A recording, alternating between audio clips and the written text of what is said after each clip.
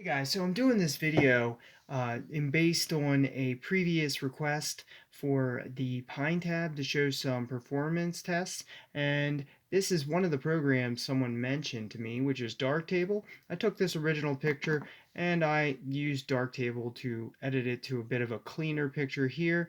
It might not be the best on the screen here since I'm taking a video of a picture of a screen, but this is Darktable. It is functional, so that proves that.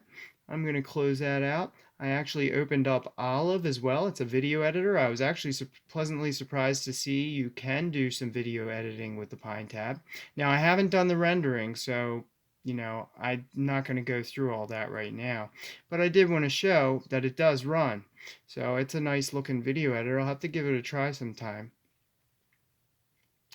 Let's take a look at a browser that I want to suggest. It's called Librewolf, actually, and it's actually a really nice browser.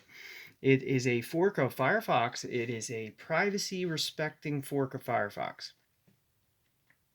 So basically, it is Firefox, but an improved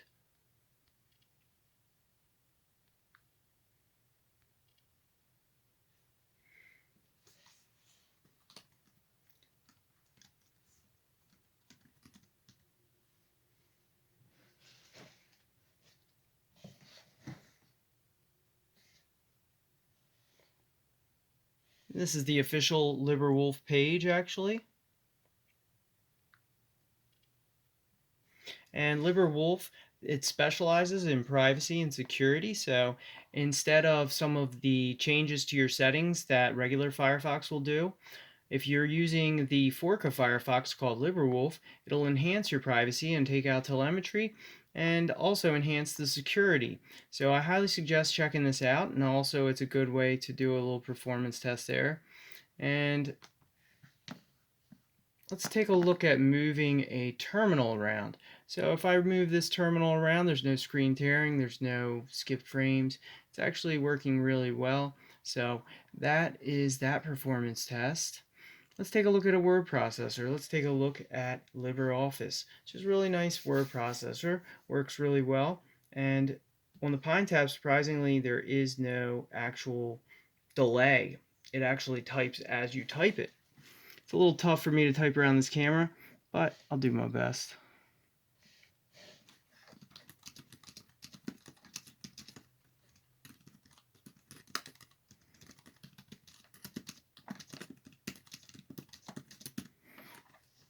So that is a word processor you can use.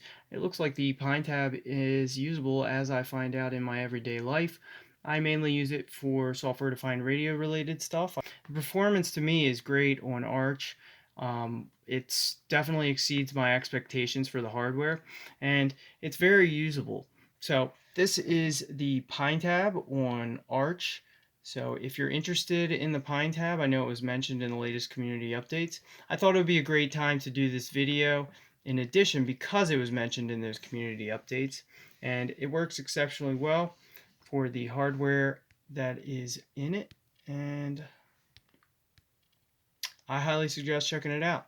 That's all I got today, guys. Like, share, and subscribe, and I'll be back later with more on Linux.